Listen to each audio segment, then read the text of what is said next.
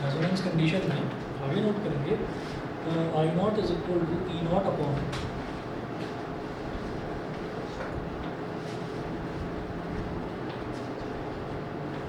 I naught is equal to E not upon under root R square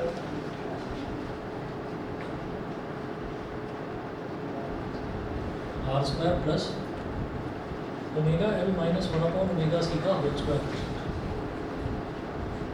omega L minus 1 upon omega C का whole square. ठीक है, अब देखिएगा हमने क्या देखा था कि I naught maximum value of current की is equal to maximum value of EMF, I naught is equal to E not upon R square plus XL minus XC का होल स्क्वायर। अब एक्सएल की वैल्यू ओमेगा एल होती है और एक्ससी की value 1 upon omega सी होती है, तो omega L upon 1 minus omega C का होल स्क्वायर ये होगा। उसके बाद हम ये कहेंगे clearly I naught becomes 0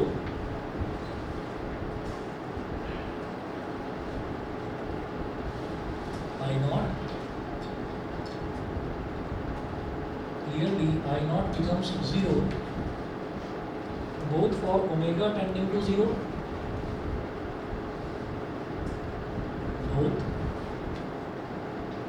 for omega tending to 0 and omega tending to infinity।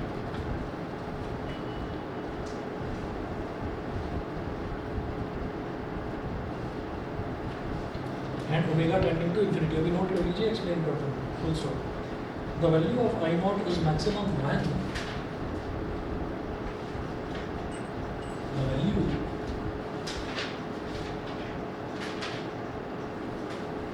Of I not is maximum, the value of I naught is maximum when omega L minus 1 upon omega C is equal to 0 or omega L is equal to 1 upon omega C। इसको इधर ले आइए, omega square is equal to इस omega इधर आ गया और L इधर चला गया 1 अपॉन एल सी। इसका मतलब omega is equal to 1 upon under root L C. ठीक है जी, ये हो गया। अब देखिए क्लियरली आई नॉट बिकम 0, ये जो करंट है हमारा ये 0 कब बन जाएगा?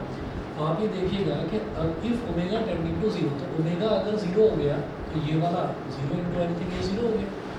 और ये डिनोमिनेटर में क्या है, डिनोमिनेटर में अगर ओमेगा की वैल्यू 0 हो जाएगी तो ये क्या बन जाएगा, ये 1 अपॉन ओमेगा सी इन्फिनिटी बन जाएगा।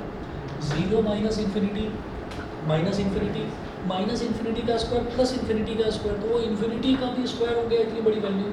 ठीक है, अब उसमें आर स्क्वायर ऐड करो और उसका अंडर रूट भी ले लो तो रिजल्ट ओवरऑल हमारे पास डिनोमिनेटर में इन्फिनिटी आ जाएगा। अब जब इन्फिनिटी आ गया तो एनीथिंग अपॉन इन्फिनिटी इज 0, और ये जो पूरी वैल्यू जब निकल कर आएगी एनीथिंग क्या है, ई नॉट अपॉन इन्फिनिटी को क्या हो जाएगा, 0 हो जाएगा। इसका मतलब आई नॉट आपका 0 हो गया मैंने ओमेगा टेंडिंग टू 0। हम एक और केस देखिए, ओमेगा टेंडिंग टू इन्फिनिटी, अगर ओमेगा इन्फिनिटी है तो ये वाला टर्म 0 हो गया और ये इन्फिनिटी इंटू एनीथिंग ये इन्फिनिटी, तो इन्फिनिटी का स्क्वायर, अब आर स्क्वायर उसके सामने मामूली सी छोटी सी वैल्यू है, तो infinity square plus R square is approximately equal to infinity का स्क्वायर, तो उसका स्क्वायर रूट ले लो infinity, E not upon infinity is again 0। तो आप ओमेगा को 0 रखो या ओमेगा को इन्फिनिटी रखो, आई नॉट जो है वो 0 बन जाता है।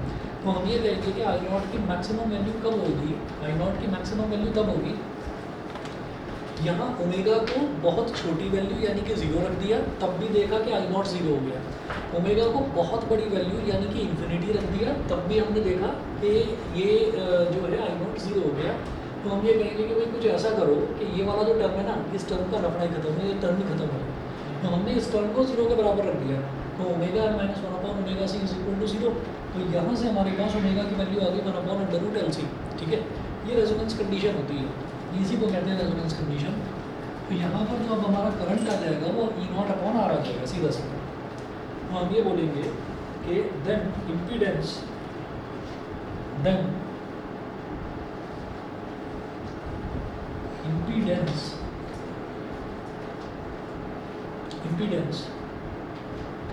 z is equal to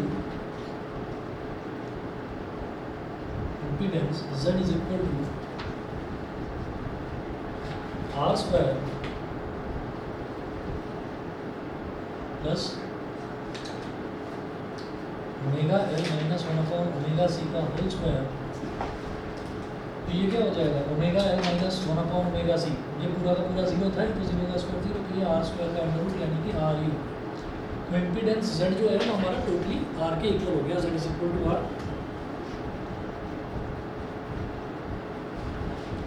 the current and voltage are in the same phase.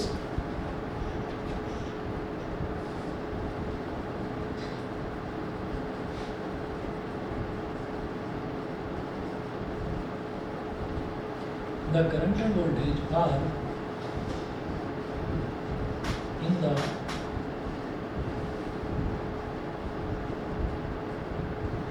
current and voltage are in the same phase,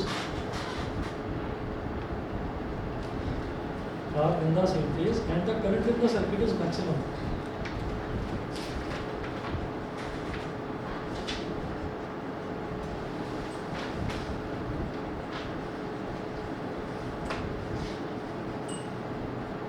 The current in the circuit is maximum.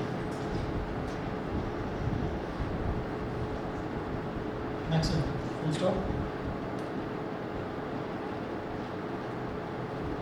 This condition of LCR circuit is called resonance condition.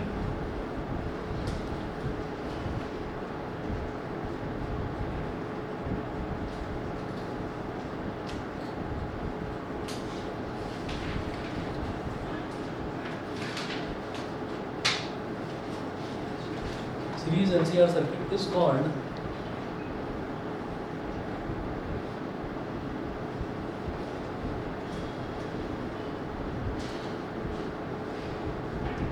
resonance condition.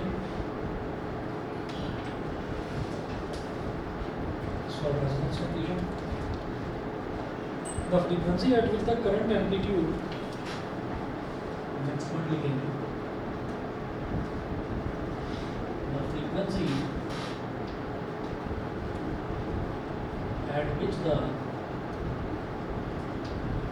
The frequency at which the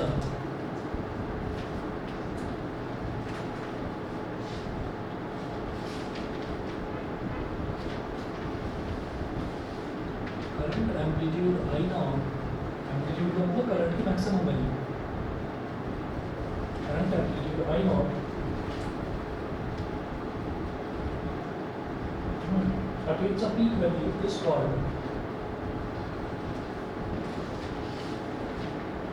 attains the peak value is called natural or resonant frequency.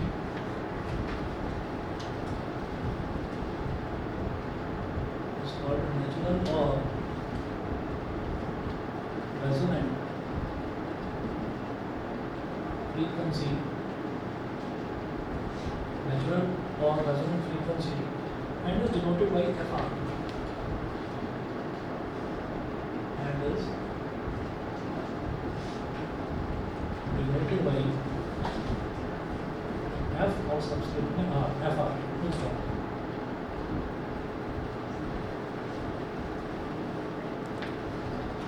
Thus, omega R is equal to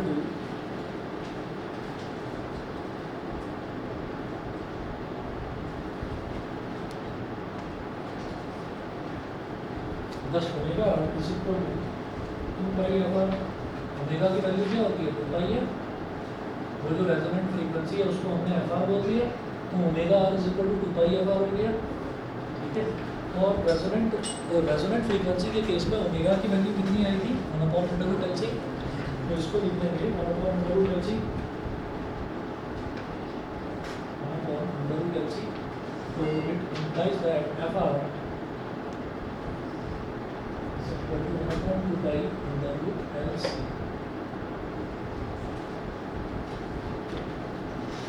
ठीक है,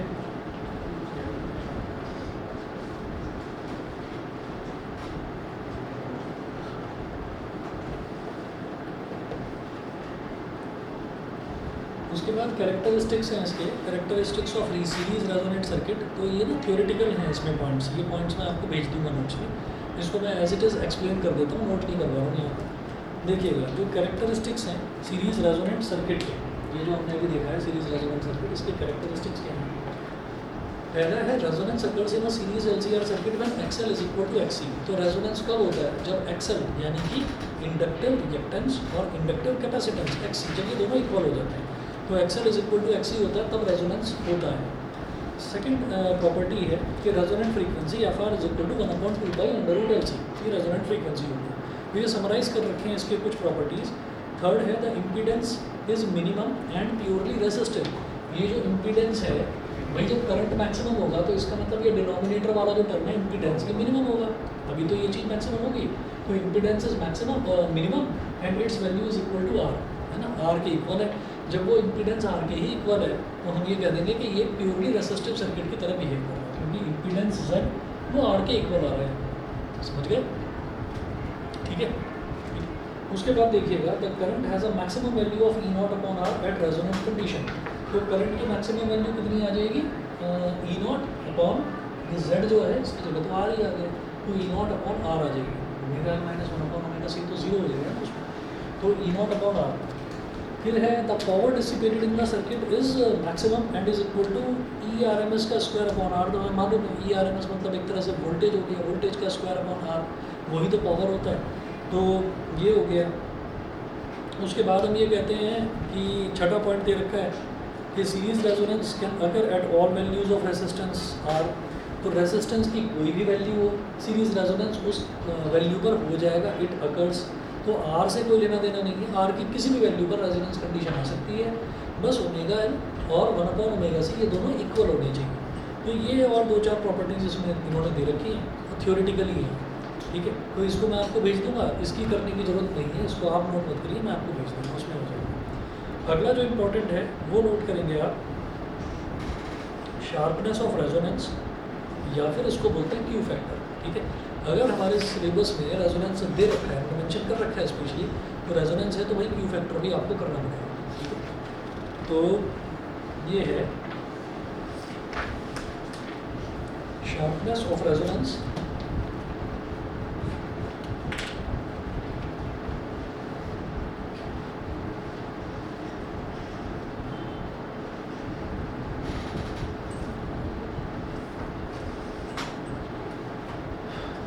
इसको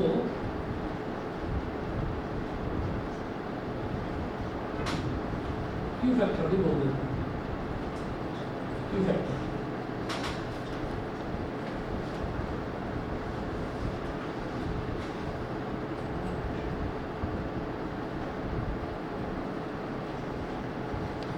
The resonant frequency is independent of R.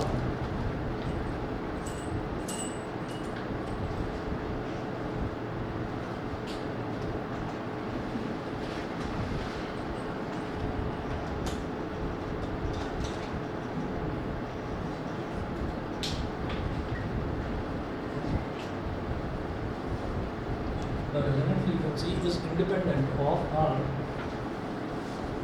Is independent of R, capital R, comma, but the sharpness of P depends on capital R.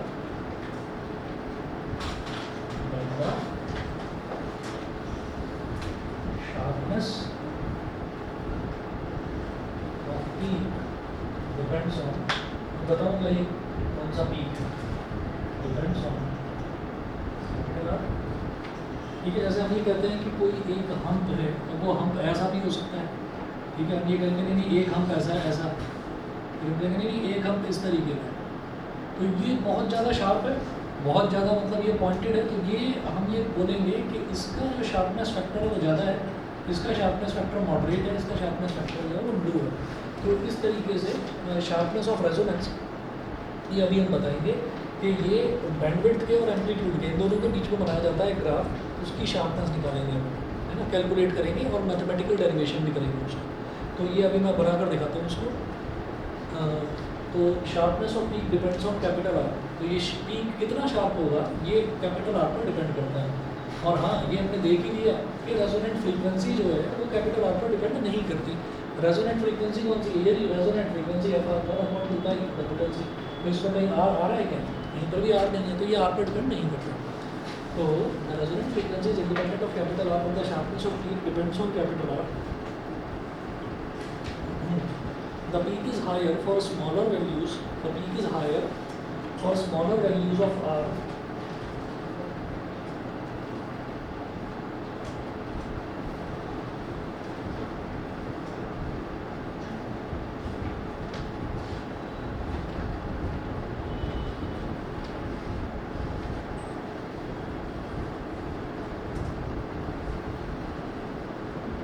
The peak is higher for smaller values of R.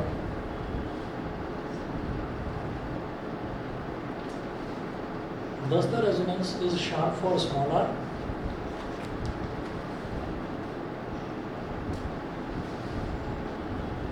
Thus the resonance is sharp for small r.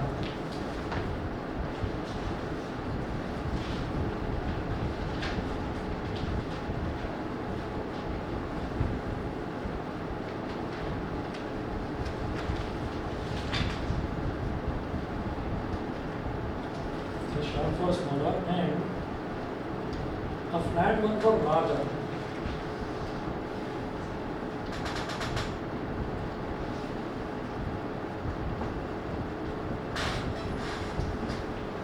And a flat one for large capital R. The sharpness of resonance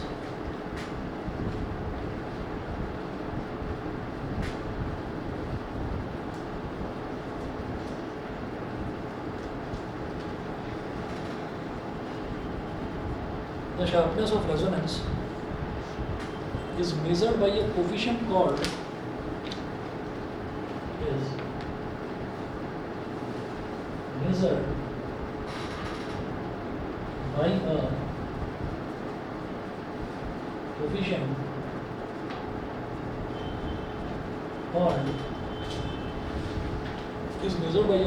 called quantity or Q factor of the circuit.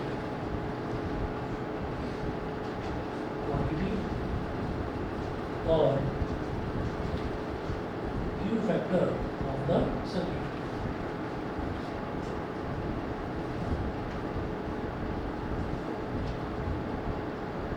Quantity or Q factor of the circuit.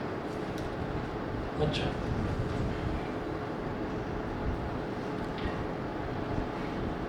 यहाँ पर एक graph बना लीजिए,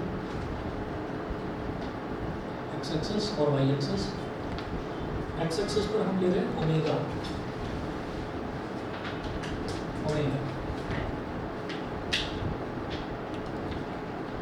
और Y axis पर हम ले रहे हैं करंट I नॉट। तो हम ये देख रहे हैं कि रेजोनेंस में हम कर क्या रहे हैं? रेजोनेंस में हम निकाल तो करंट ही रहे हैं, आई नॉट की वैल्यू निकाल रहे हैं। आई नॉट को हम बोल देते हैं कि उसकी मैक्सिमम वैल्यू, तो हम मैक्सिमम वैल्यू निकालना चाहते हैं। तो वो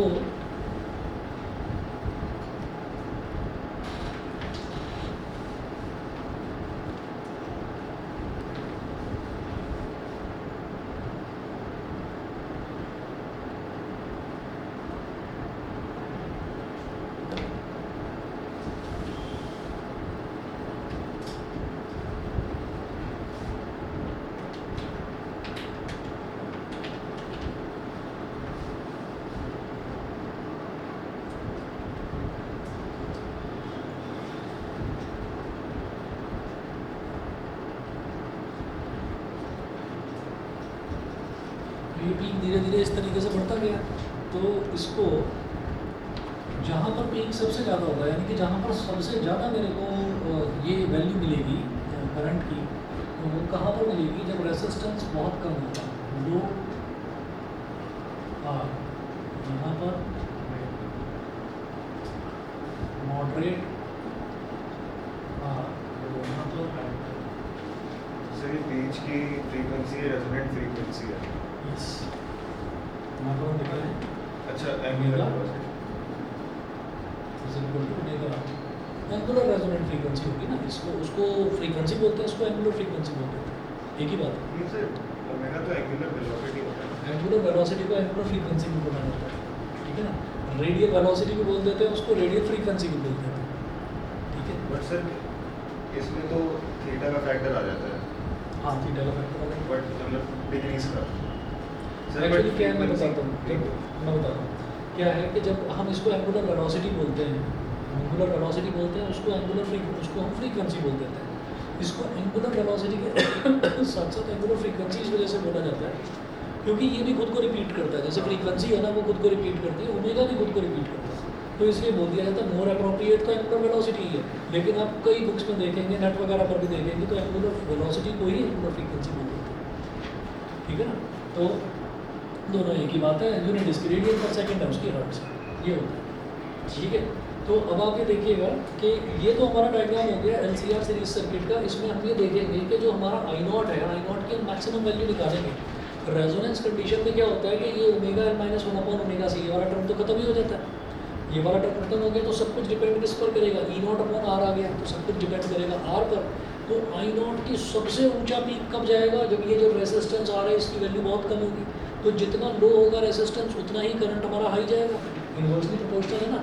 और जितना हाई होगा रेजिस्टेंस उतना ही ये जो पीक है उतना ही कम जाएगा, यानी कि करंट की फिर बहुत ज़्यादा वैल्यू हमको नहीं मिलने वाली। तो जब करंट की बहुत ज़्यादा वैल्यू नहीं मिलेगी तो ये हमको इस तरीके से मिल जाएगा। फिर हम ये कहते हैं कि भाई ये ग्राफ इस तरीके का क्यों बन रहा है।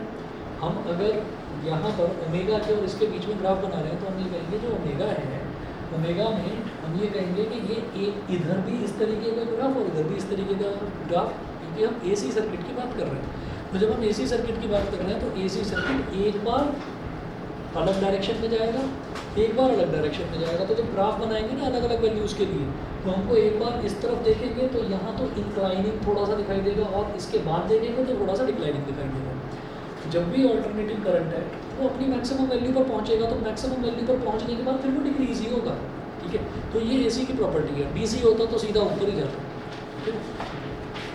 चलिए जी, इसके बाद देखिएगा, हाँ जी सर मतलब जो ये ग्राफ आपने बनाया तो ग्राफ की जो लेफ्ट साइड है, हाँ नॉर्मली उसके जो लेफ्ट साइड हाँ उसमें वेरी कर रहा है। दोनों ही चीज़ें वेरी कर रही हैं। आप देखिए ना ओमेगा वेरी कर रहा है, ओमेगा यहाँ पर 0 था, 0 से आप बढ़ाते जा रहे हैं तो आपने देखा अच्छा करंट थोड़ा सा बढ़ा, थोड़ा और बढ़ा है और बढ़ गया, थोड़ा और बढ़ा है और बढ़ गया, है ना। तो ये ओमेगा इधर बढ़ता जा रहा है और ये जो वैल्यू है ये हमारी आई की आती जा रही ये तो है। एक्सेल की वैल्यू होगी ना लेफ्ट साइड। एक्सेल की वैल्यू नहीं होगी, ओमेगा की वैल्यू। नहीं ओमेगा है ना, तो जैसे जैसे ओमेगा बढ़ रही है तो एक्सेल भी तो बढ़ रहा होगा। एक्सेल क्या है, इंडक्टिव रिएक्टेंस, है ना। तो एक्सेल और XC इन दोनों ने तो एक दूसरे को खत्म कर दिया, क्योंकि ओमेगा ये वाली जो कंडीशन है यहाँ पर हमने कहा कि XL is equal to XC हो गया, XL is equal to XC हो गया। अब आप ये कह रहे हैं कि जैसे जैसे ओमेगा बढ़ रहा है तो XL भी बढ़ेगा, सही कह रहे हैं, सही कह रहे हैं। लेकिन क्या है कि XL और XC का इफेक्ट नलीफाई होगा। नहीं सर वो तो ओमेगा आर पे जाके नलीफाई होगा। हाँ ये सही कह रहे हैं, सही कह रहे हैं कि ओमेगा, अच्छा ठीक ठीक ठीक। तो यहाँ से यहाँ तक हमारा आप ये कह रहे हो कि XL जो है वो बढ़ रहा है, Yes. XL बढ़ रहा है, ठीक ठीक है, तो मतलब इधर एक्सेल बढ़ रहा है इधर बढ़ रहा है, इधर XL बढ़ रहा है। भाई आप ये देखेंगे कि लगातार मैं ओमेगा को बढ़ाता जा रहा हूँ, तो यहाँ से यहाँ तक तो XL बढ़ रहा है ना, और जब XL बढ़ रहा है तो XC घट रहा है। और एक पॉइंट पर जाकर ऐसा हो जाएगा कि XC जो कम होगा वो इतना वो कम हो जाएगा और XL बहुत ज़्यादा बढ़ जाएगा, वो दोनों एक दूसरे के बराबर आ जाएंगे, तो 0 सर फिर डिक्रीज क्यों कर रहा है? अब जब डिक्रीज कर रहा है तो डिक्रीज करते टाइम हम ये कह रहे हैं कि जो डिक्रीज है ना, ये करंट की वैल्यू डिक्रीज हो रही है, करंट की वैल्यू आगे आगे डिक्रीज हो रही है, ओमेगा तो हमारा बढ़ता ही जा रहा है। तो अब जो है अब भी XL बढ़ेगा, इसके बाद अब भी XL बढ़ेगा और XC जो है वो भी धीरे धीरे आगे बढ़ेंगे, वो घटेगा, लेकिन दूसरी डायरेक्शन में घटना और बढ़ना होगा। तो वो जो XL बढ़ेगा वो कहाँ, वो हो जाएगा नेगेटिव में, है ना। और जो वो XC घटेगा वो जो है वो भी नेगेटिव में हो जाएगा, तो उसका घटना बढ़ने के बराबर हो जाएगा, क्योंकि नेगेटिव नेगेटिव पॉजिटिव हो जाएगा, ठीक है ना। मतलब पोलैरिटी चेंज। वो पोलैरिटी चेंज हो जाएगी, बस ये चीज़ है। जैसे AC है तो AC में क्या होता है कि करंट जो है जैसे डायरेक्ट करंट है उसमें तो फ्लो करता ही रहता है। AC में क्या है कि गया आया, बस ये चलता है, ये चीज़।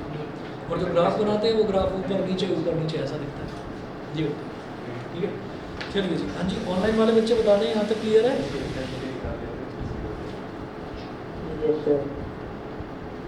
ठीक है, चलिए जी आगे चलते हैं। तो नोट कीजिएगा, the Q factor of a series resonant circuit is defined as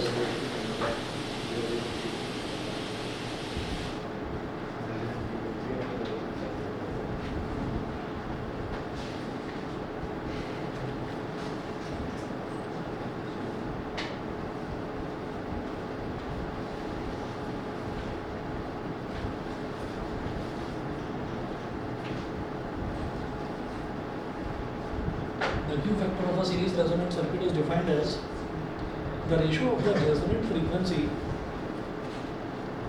the ratio of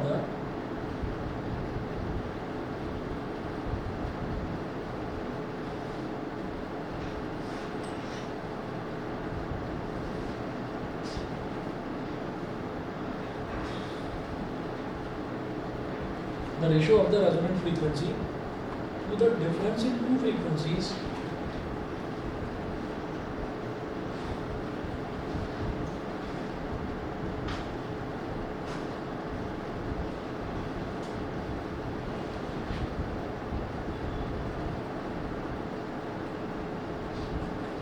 the ratio of the resonant frequency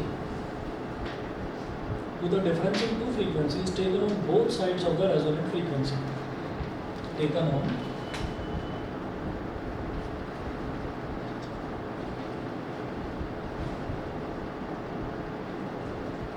both sides of the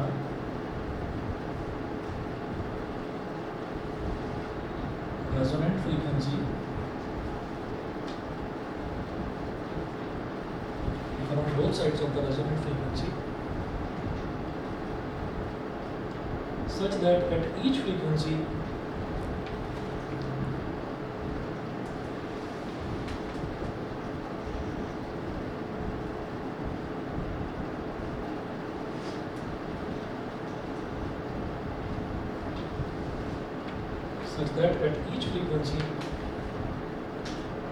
the current amplitude becomes 1 upon root 2 times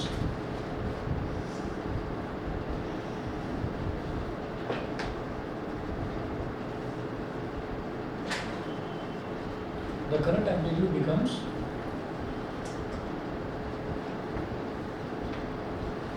1 upon root 2 times the value at resonant frequency.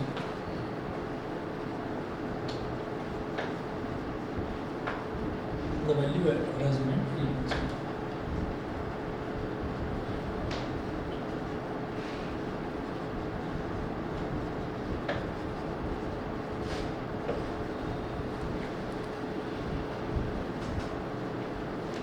तो sir यहाँ पे ये लिखा है कि omega R minus 10 unit जो भी frequency omega R minus 10 unit पे जो भी एंगुलर वेलोसिटी पे फ्रीक्वेंसी है वो ओमेगा इसका डेफिनेशन देना बता दो।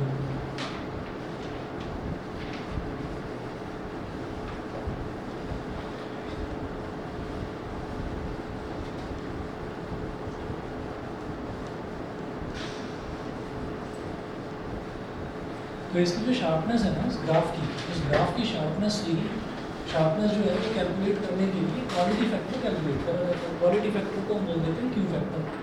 अब देखिए वो निकाला कैसे जाता है। The Q factor of a series resonant circuit is defined as the ratio of the resonant frequency. Ratio of the resonant frequency यानी कि न्यूमरेटर में तो ओमेगा आ जाएगा। Ratio of the resonant frequency to the difference in two frequency is taken on both sides of the resonant frequency such that at each frequency, यानी कि मुझे इस तरफ एक फ्रीक्वेंसी लेनी है ओमेगा 1, इस तरफ एक फ्रीक्वेंसी लेनी है ओमेगा 2, है ना। दोनों तरफ मेरे को बराबर डिस्टेंस पर फ्रीक्वेंसी लेनी है such that at each frequency the current amplitude becomes 1 upon root 2 times the value at resonant frequency. Resonant frequency पर इसकी वैल्यू कितनी थी? I nought. अब आप ये करिए कि आई नॉट अपॉन रूट 2 ये वैल्यू फाइंड आउट करो कि कहाँ पर आएगी आई नॉट अपॉन रूट 2। मान लो यहाँ पर इसकी वैल्यू कुछ भी थी, मान लीजिए ये आई नॉट वैल्यू है, आई नॉट को रूट 2 से डिवाइड कर दिया आपने, रूट 2 मतलब 1.414 से हमारे पास कुछ वैल्यू आ गई। उस वैल्यू को ग्राफ पर यहाँ मार्क करा और यहाँ से एक्स एक्सिस के पैरेलल एक डॉटेड लाइन ऐसे ड्रॉ कर दिया। अब इस पॉइंट्स को यहाँ पर नीचे लेकर आए तो एक फ्रीक्वेंसी मिल गई, उसको ओमेगा 1 बोल दिया, और इस पॉइंट को यहाँ पर नीचे लेकर आए तो वो जो फ्रीक्वेंसी मिली उसको हमने ओमेगा 2 बोल दिया। तो हमें रेशो किसका लेना है, omega R upon omega 2 minus omega 1 बस। और ये रेशो लेंगे तो हमारा क्वालिटी फैक्टर आ जाएगा, हमको ये पता चल जाएगा कि इस रेशो से हमको ये पता चल जाएगा कि हाँ अगर ये रेशो ज़्यादा आता है तो हम ये कहेंगे कि भाई पीक बहुत हाई है, अगर ये रेशो कम आता है तो हम ये कहेंगे पीक उससे कम है। तो जनरली क्या होता है कि अलग अलग वैल्यूज़ में मतलब क्वालिटी फैक्टर जो है वो एक रेशो है। तो ये पूछा जाएगा कि आपको अलग अलग वैल्यूज़ दे दी और 2 या 3 वैल्यूज़ दे दी हैं, करंट की वैल्यू दे दी और ओमेगा आर दे दिया एक वैल्यू, फिर दूसरी वैल्यू दे दी ओमेगा आर दे दिया और उसके करस्पॉन्डिंगली करंट की वैल्यू दे दी, फिर तीसरी वैल्यू। वो बोलेंगे कि सबसे ऊंचा पीक किस कौन सी कंडीशन में सबसे ऊंचा पीक जाएगा। तो आप तीनों केसेस में रेजोनेंट कंडीशन निकालेंगे, रेजोनेंट कंडीशन निकाल कर क्यू फैक्टर निकालेंगे, क्यू फैक्टर जिसका ज़्यादा उसका पीक ऊंचा, जिसका कम उसका पीक ऊंचा। अब इसका एक फार्मूला भी है, वो देखिएगा, यही फार्मूला ऐसे लिखेंगे कि Q is equal two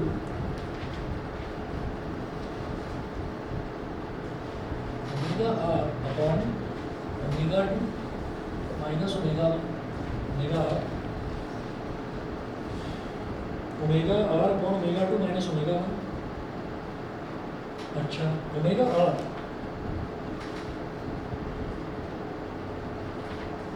upon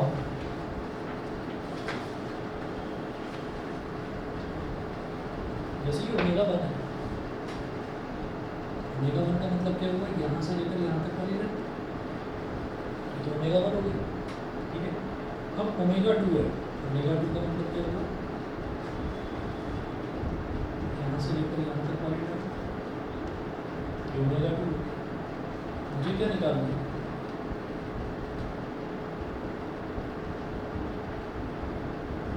मुझे ये डिफरेंस निकालना है, ठीक है।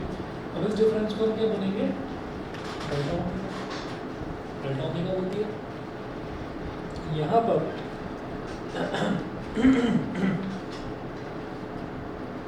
इसको बोला गया है ट्वाइस ऑफ डेल्टा ओमेगा, ठीक है। ये जो डिफरेंस है इसको ट्वाइस ऑफ डेल्टा ओमेगा बोल दिया है। ट्वाइस ऑफ डेल्टा ओमेगा क्यों बोला है, ओमेगा से ओमेगा 2 और ओमेगा से ओमेगा 1 इस सिंगल डेल्टा ओमेगा।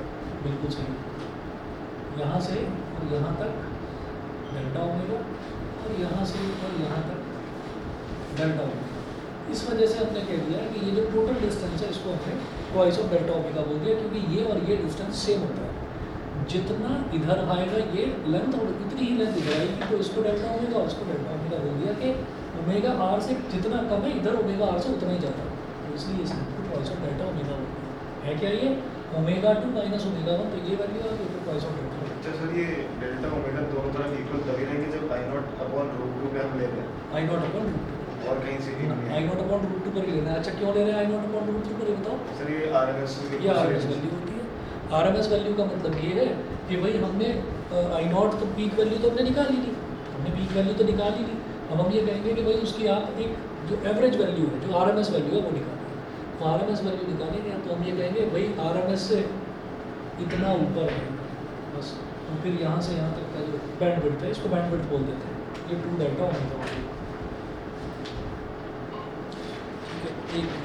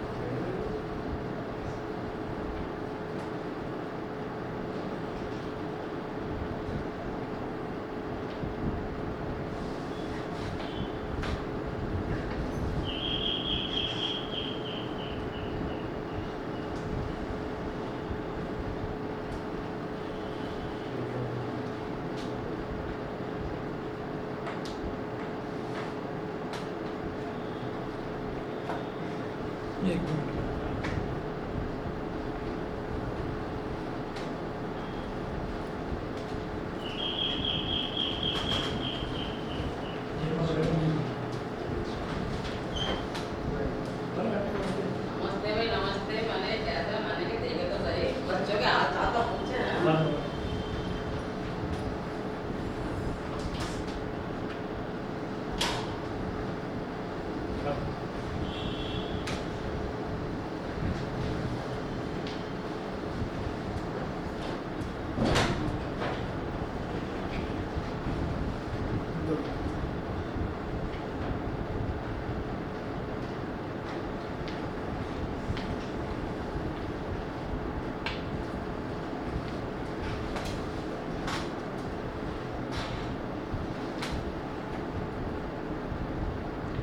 बताया था ना मैंने बराबर वाले गेट पर क्या लिखा हुआ है? नहीं नहीं पढ़ा नहीं, जाते हुए पढ़ते हुए चले जाना। बराबर में जो अंकल रहते हैं उनके गेट पर एक स्टिकर लगा हुआ है, उस पर लिखा हुआ है कि कृपया घंटी बजाने के बाद कुछ समय प्रतीक्षा करें। कुछ ऐसे लिखा हुआ है कि अंदर रहने वाला चल कर आएगा, उड़ कर नहीं। लिखा हुआ है, देखिएगा। तो मैंने इनसे तारीफ कर दी, मैंने कहा अंकल ये तो बहुत बढ़िया, मुझे तो देखकर मज़ा आ गया इसको। तो कह रहे कि अब मैं इसको हटाऊंगा नहीं।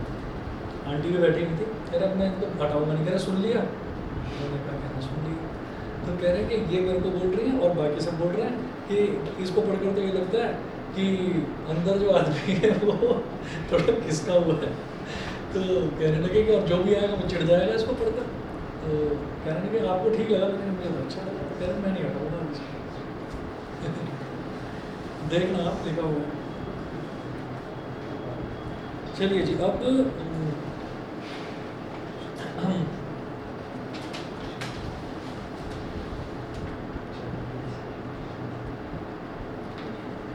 हमें ग्राफ और बनाएंगे।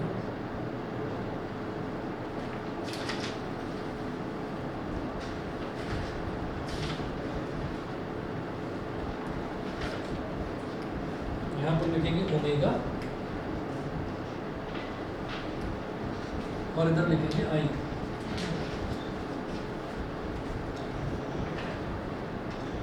और सिर्फ एक पीक वैल्यू वाला ग्राफ बना लेंगे। यहाँ तो हाई आर, मॉडरेट आर और लो आर दिखा रहे हैं, तो एक ग्राफ बना लेंगे बस।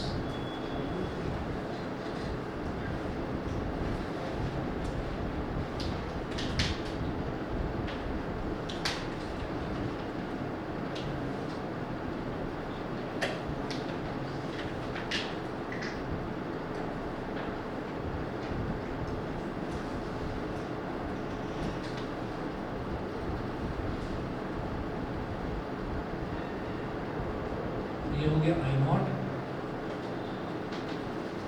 ई नॉट अपॉन आर। और इधर जो है, इधर वाले को हम क्या बोलेंगे? I R M S. ये क्या हो जाएगा? ई नॉट अपॉन आर, इस वाली वैल्यू। ठीक है, तो एक हो गया I naught E not upon R और दूसरा हो गया I R M S E not upon root 2 R. फिर हम ये कहेंगे कि ये वाली वैल्यू इसको नीचे लेकर आइए और ये वाली वैल्यू इसको नीचे लेकर आइए। ओमेगा 1, ओमेगा 2,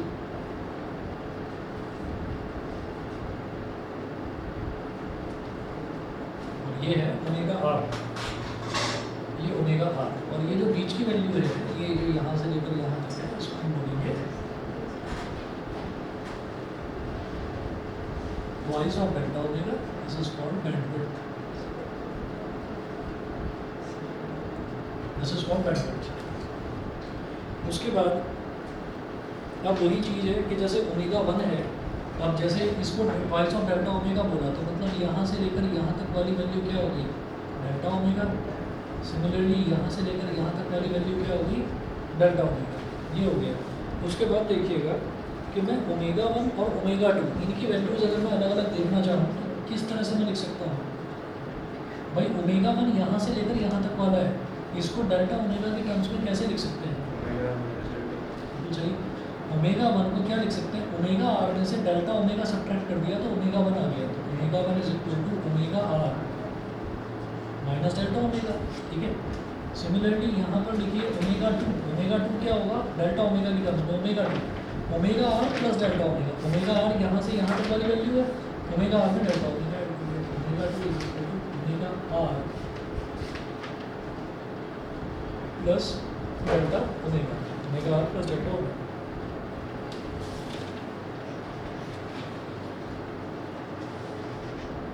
उसके बाद हेडिंग डालिएगा एक्सप्रेशन फॉर क्यू फैक्टर। बस ये हेडिंग डालकर छोड़ दीजिए, ये मैं नेक्स्ट क्लास में आपको कराऊंगा। इसका काम थोड़ा लंबा है derivation. Expression for Q factor.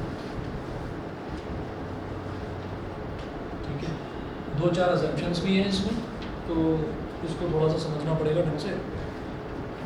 बस इतना करके छोड़ दीजिए। बस ये हमारा जो है ये मेरी तसल्ली हो जाएगी, सिलेबस में लिखा हुआ नहीं है लेकिन रेजोनेंस में ही इंक्लूडेड होता है। ये होता है आपका एसी वाला पोर्शन खत्म, फिर आपके दो जो हैं वो जनरेटर और वो बच जाएगा, जनरेटर और ट्रांसफार्मर, ठीक है ना। इलेक्ट्रिक डिवाइसेस जो हैं ये दो बच जाएंगे, जनरेटर और ट्रांसफार्मर। एक ही क्लास का है फिर ये ज़्यादा से ज़्यादा। Power in AC circuit, wattless current, ये सब कुछ था लेकिन अब नहीं है। Average power, energy associated. Sir वैसे आई नॉट का ही तो ग्राफ है।